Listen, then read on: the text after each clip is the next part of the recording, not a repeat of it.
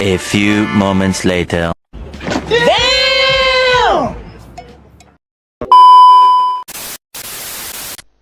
Roro Jonggrang.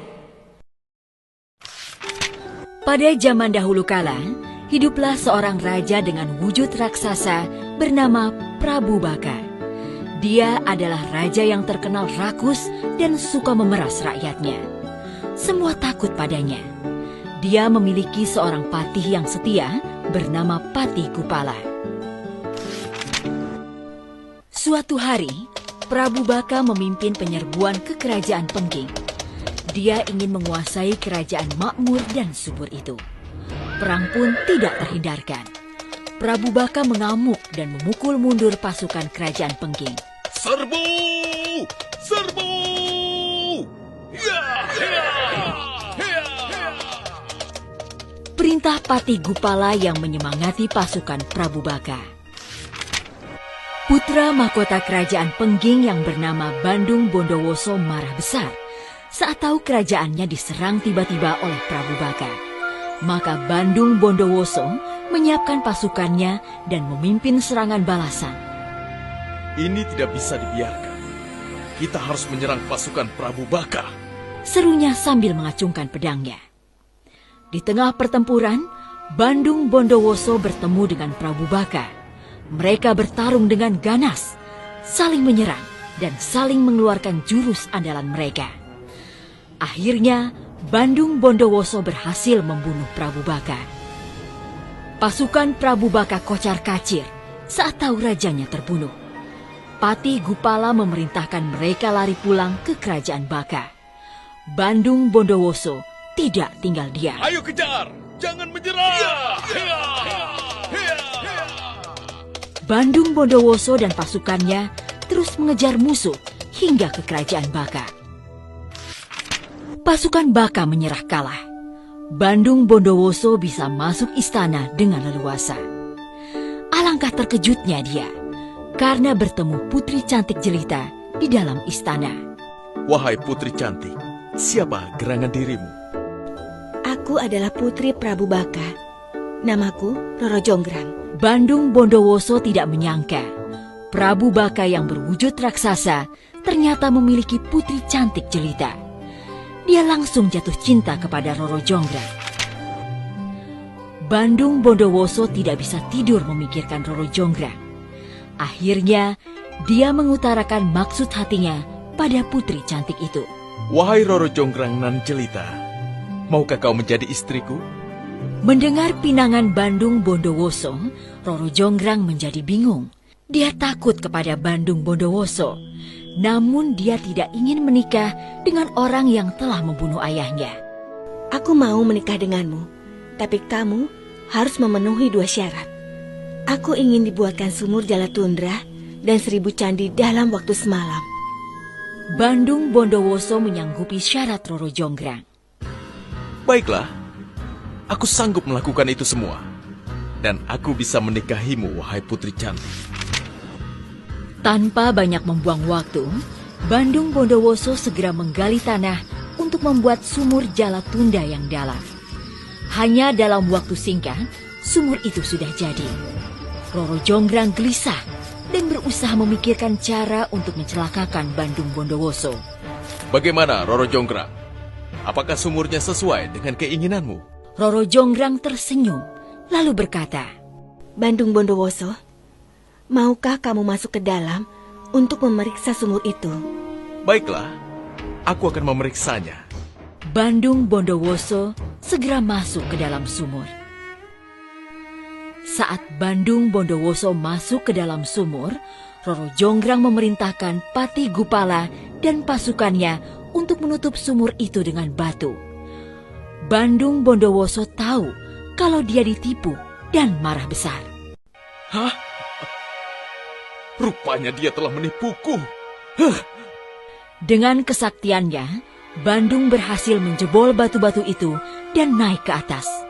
Roro Jonggrang terkejut karena Bandung masih hidup. Apakah kamu hendak menipuku, putri? Tanya Bandung Bondowoso. Roro Jonggrang tersenyum dan berusaha meredakan amarah Bandung Bondowoso. Syarat pertama sudah berhasil. Sekarang tinggal syarat kedua. Bangunlah 1000 candi untukku. Bandung Bondowoso tahu dia tidak akan mungkin membangun 1000 candi dengan kekuatannya sendiri. Akhirnya dia memanggil pasukan makhluk halus dan mengerahkannya untuk membangun candi. Ribuan makhluk halus datang dari segala penjuru arah. Mereka segera membangun candi-candi itu. Roro Jonggrang mulai gelisah, sebab baru tengah malam, namun candi-candi itu sudah mulai berdiri. Bahkan tinggal sebuah saja. Bagaimana ini? Candinya sudah hampir selesai. Roro Jonggrang mendapat akal untuk menggagalkan usaha Bandung. Dia membangunkan seluruh perempuan di negerinya dan menyuruh mereka menumbuk lesung. Mendengar suara lesung, ayam-ayam mengira hari telah pagi. Mereka pun berkokok dengan nyaring. Pasukan makhluk halus mengira hari telah pagi. Mereka pun segera berlari meninggalkan tempat itu.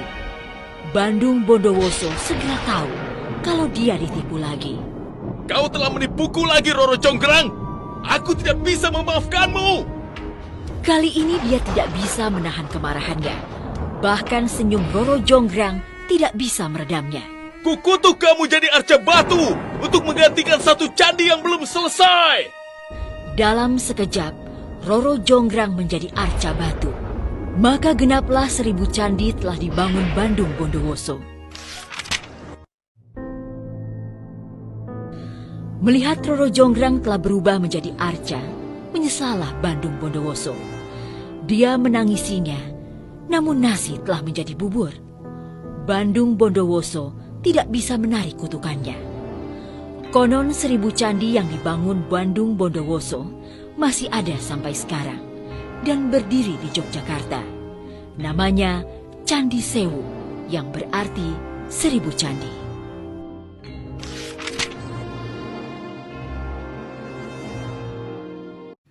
Pada kesempatan kali ini, kelompok 2 akan menganalisis id, ego, dan superego dalam cerita rakyat Roro Jonggrang.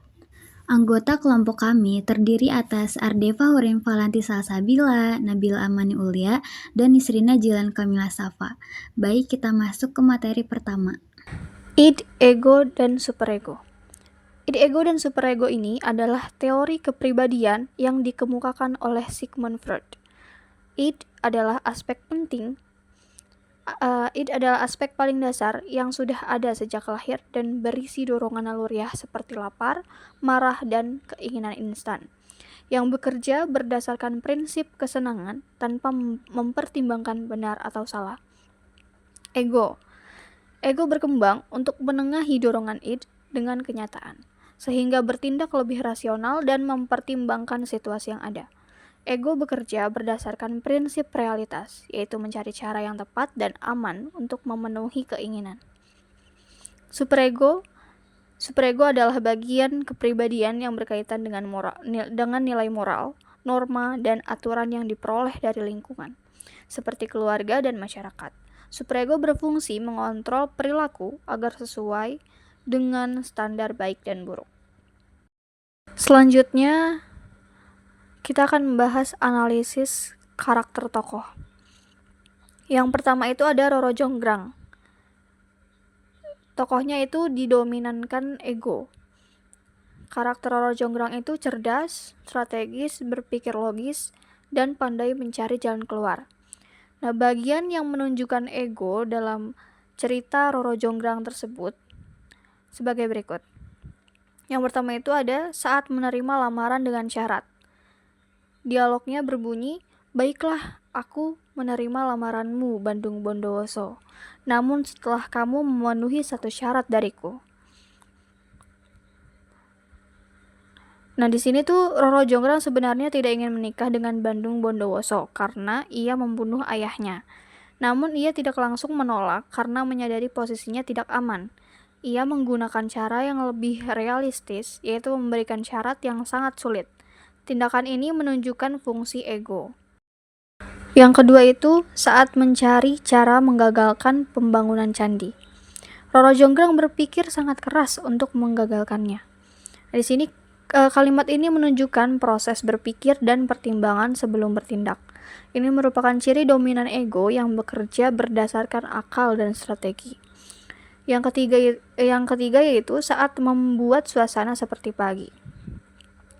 Para dayang-dayang tersebut, ia beri tugas untuk membakar jerami, membunyikan lesung, dan menaburkan bunga berbau semerbak mewangi. Roro Jonggrang menggunakan kecerdikannya untuk memanipulasi keadaan agar para jin mengira hari sudah pagi. Tindakan ini merupakan bentuk ego yang paling kuat dalam cerita. Untuk selanjutnya yaitu ada tokoh Bandung Bondowoso. Nah, di dalam cerita rakyat Roro Jonggrang, Bandung Bondowoso ini dia lebih dominan pada id-nya. Nah, diceritakan karakter dari Bandung Bondowoso yang pertama itu dia ambisius, kemudian agresif dan mudah mengikuti keinginan dia. Nah, untuk bagian yang menunjukkan pada id di karakter atau di tokoh Bandung Bondowoso yang pertama ini yaitu menyerang kerajaan Prambanan. Nah, kalimatnya, Bandung Bondowoso dan bala tentara langsung menyerbu masuk ke dalam kerajaan Prambanan. Nah, analisis dari kalimat tersebut, tindakan menyerang Bandung Bondowoso dan bala tentara ini tujuannya itu untuk menguasai kerajaan. Nah, dan ini menunjukkan adanya dorongan kekuasaan dan juga agresivitas yang berasal dari id. Lalu yang kedua, bagian menunjukkan id dari tokoh Bandung Bondowoso yaitu langsung melamar Roro Jonggrang. Nah, kalimatnya adalah, tanpa pikir panjang, Bandung Bondowoso memanggil Roro Jonggrang dan melamarnya. Nah, analisis dari kalimat tersebut yaitu tepatnya pada kalimat tanpa pikir panjang. Nah, pada kalimat tersebut tanpa pikir panjang, kalimat ini menunjukkan adanya dorongan keinginan yang spontan. Dan ini kalimat ini merupakan ciri id yang mengutamakan pada pemuasan keinginan.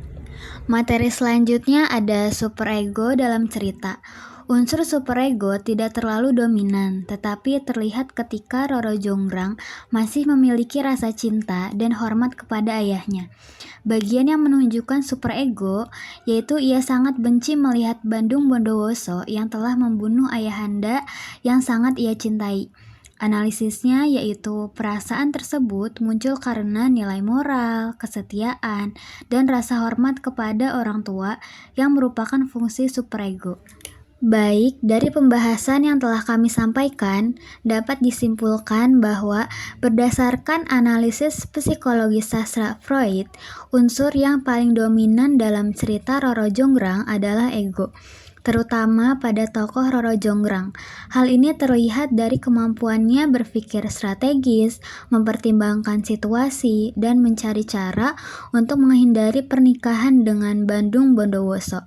Sementara itu, Bandung Bondowoso lebih banyak menunjukkan unsur id melalui ambisi, keinginan, dan tindakannya yang impulsif. Superego hadir tetapi tidak dominan dalam perkembangan cerita.